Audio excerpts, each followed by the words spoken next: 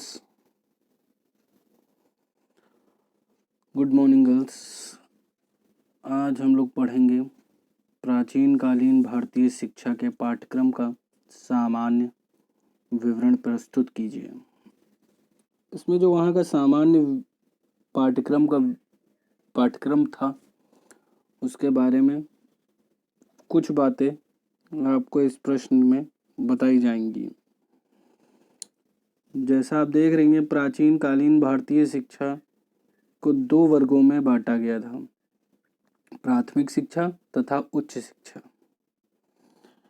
इस समय कई वर्गों में शिक्षा बटी हुई है, जैसे LKG, AKG, इन सब चीज़ों में बटी हुई शिक्षा है। पर उस समय सिर्फ 2 ही वर्गों में बटी हुई थी, प्राथमिक और उच्च शिक्षा।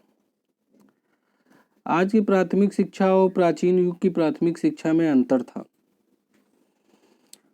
आज की भांति उस समय का, खा, गा तथा गणित के आरंभिक सिद्धांत नहीं पढ़ाए जाते थे। उस समय सर्वप्रथम बालक और बालिका को मूल मंत्रों का उच्चारण करना सिखाया जाता था।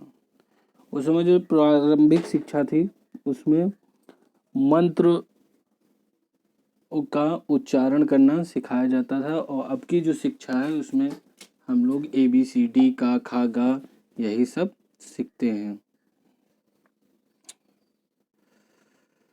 इसके बाद छात्र पढ़ना लिखना और उसके उपरांत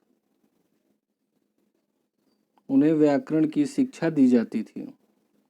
प्राचीन काल में प्राथमिक शिक्षा के पाठ्यक्रम निम्न थे: सामान्य या प्रभावी भाषा विज्ञान, प्रारंभिक व्याकरण, प्रारंभिक छंद शास्त्र तथा प्रारंभिक गणित।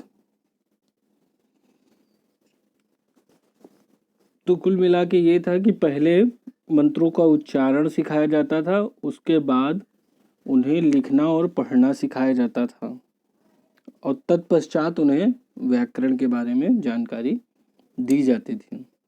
ये थी प्राथमिक शिक्षा।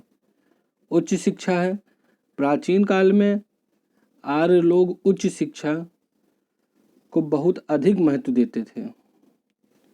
उनका विचार था कि उच्च शिक्षा में के अभाव में आत्मोन्नति और आत्म कल्याण संभव नहीं है।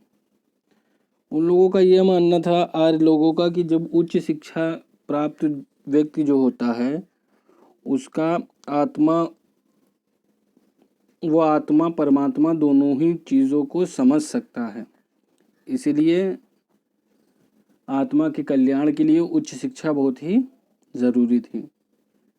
यह शिक्षा वास्तव में विशेष योग्यता की प्राप्ति के लिए दी जाती थी।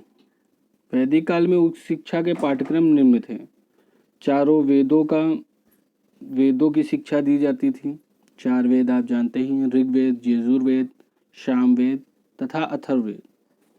इतिहास, पुराण, व्याकरण, तर्कशास्त्र, ब्रह्म विद्या, देव विद्या, नीति शास्त्र, ज्योतिषशास्त्र, शिल्प, संगीत, कला, हर चीज़ की शिक्षा उच्च शिक्षा में आती थी। धन्यवाद।